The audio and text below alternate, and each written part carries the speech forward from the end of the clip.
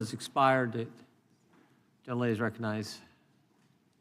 Thank you. I seek unanimous consent to introduce into the record the research that Representative Kamlager-Dove and I referenced concerning the threat of right-wing domestic terrorism, which the Department of Justice scrubbed from its website in September. Without objection, the gentlelady from Thank Texas you. is recognized. Thank you so much, Mr. Chairman. And to be clear, I'm not going to ask any questions of this witness because this witness has revealed that she has no intentions of answering questions. But instead, I'm going to ask some very basic questions really quickly of my colleague, Becca Ballant, if she will answer right or wrong, raping children.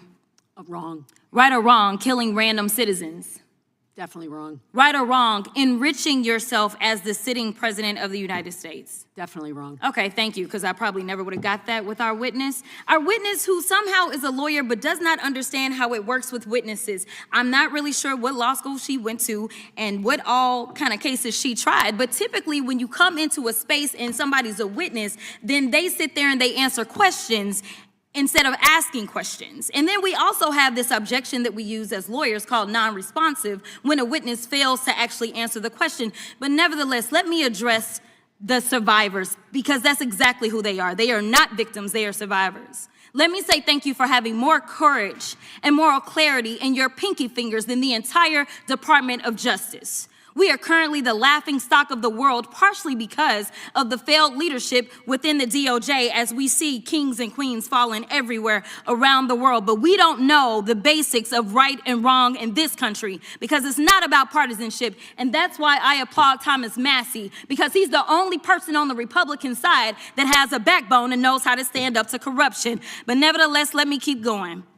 My Democratic colleagues have been attacked this entire committee hearing. They have been lied on. And frankly, the American people weren't looking for that. They were looking for answers about the corruption that they see coming from this administration.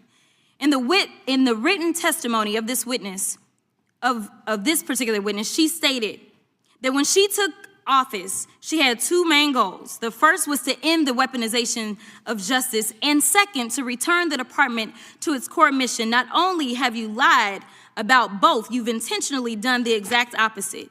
You're spending more taxpayer resources arresting journalists than you are prosecuting pedophiles and creeps. In fact, your boss, the President of the United States, stated that this administration, quote, took the freedom of speech away. And at your direction, DOJ has arrested Don Lemon and Georgia Fort. And I might add that y'all actually had a judge that rejected y'all for trying to arrest Don Lemon before, just like the grand jury rejected y'all as it relates to Senator Kelly, just like a grand jury rejected y'all as it relates to Senator Slotkin, just like the case against Tish James was dismissed and the case against Mr. Comey was dismissed. I completely don't get how it is that you're sitting at the top of DOJ because you don't seem to be good at your job. You're spending more taxpayer resources arresting these journalists. In fact, we know after Georgia Fort and Don Lemon were arrested, we know that there were homes of journalists that were raided. We know that threatened prosecution against students protesting your actions and forced tech companies to remove apps used to track ISIS activities. But let's circle back to you protecting pedophiles and creeps, because I want to talk about the president and his possible involvement with Jeffrey Epstein. Now, I don't know what the president might have done with Jeffrey Epstein, but unlike this administration, I believe that facts matter, so let's talk about the facts. Fact number one, Donald Trump is one of the most named people in the Epstein files. At least 5,000 files contains more than 38,000 references to Trump, his wife, or Mar-a-Lago. Fact number two, Jeffrey Epstein. Congresswoman Jasmine Crockett delivered one of the most intense moments of the hearing as she blasted DOJ leadership, accused officials of corruption, and turned the committee room into chaos. Her fiery remarks sparked immediate reactions from both sides of the aisle, leading to heated exchanges and dramatic response. FBI investigators that described Jeffrey Epstein transporting a victim to Mar-a-Lago to meet with President Trump, where he bragged to Trump that, quote, this is a good one. Now, I'm not saying that the president is a pedophile, but there is a lot of evidence in these files that suggests that he's very close friends with a lot of men who are pedophiles. What's crazy about all of this is just that this is a big cover-up.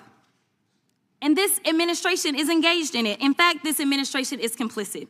But there are numerous others, like how the DOJ is attempting to obstruct justice in the investigation of the rogue agents who have murdered American citizens, or how the DOJ seized voter data from Fulton County in an attempt to steal the 2026 midterm elections, or how federal agents have Tom Homan on tape accepting a bribe and your agency killed the investigation, or how your agency is ready to give the president a $230 million payday, which is unconstitutional. The Constitution is clear. The president shall not receive any payment except his salary while in office. The fact of the matter is that you will be remembered as one of the worst attorney generals in history, an attorney general who has prioritized obstruction over justice, corruption over the law, fealty to the president over loyalty to the Constitution. And Mr. Chairman, I will yield. Gentlelady yields. Gentleman from Missouri is recognized, excuse me, gentleman from Kansas, the Attorney General, former Attorney General, Mr. Schmidt is recognized.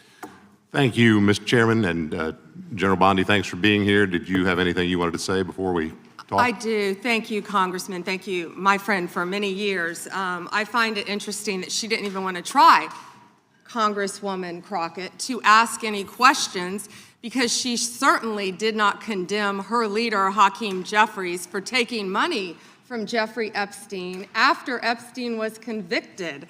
And I will be brief to give you your time, Congressman. This is what she didn't want to talk about. Texas, from Cuba, convicted, homicide, arson, weapon offense. Convicted. You know, So what we Estrada, talking about? Convict Texas, some of these convicted, perpetrators that homicide. rape these women that are Chairman, sitting time behind you, time that belongs you to the refuse gentleman to even from acknowledge Kansas. they are here. Time belongs to the Texas. gentleman from Kansas. Mr. Chairman, could I have a few seconds You back bet, to make you up bet. for the yelling? Thank you. General, did you have anything Congress. further to say? Texas, convicted of homicide. Cecil Joseph, from Dominican Republic. Texas, convicted for kidnapping, rape. Khalid Khan, from Afghanistan. That's why they want to talk about Epstein and not what's happening in their own states. Thank you, General, and thank you for being here. And this has been quite a spectacle to observe today. I think it's sad. I ran for Congress because I thought we had serious problems in this country we wanted to try to fix together. And this performance today, not yours, General, but some of my colleagues, has not shored up my confidence that we are up to the task. If you enjoyed this breakdown, don't forget to like, comment, and subscribe for more political trends.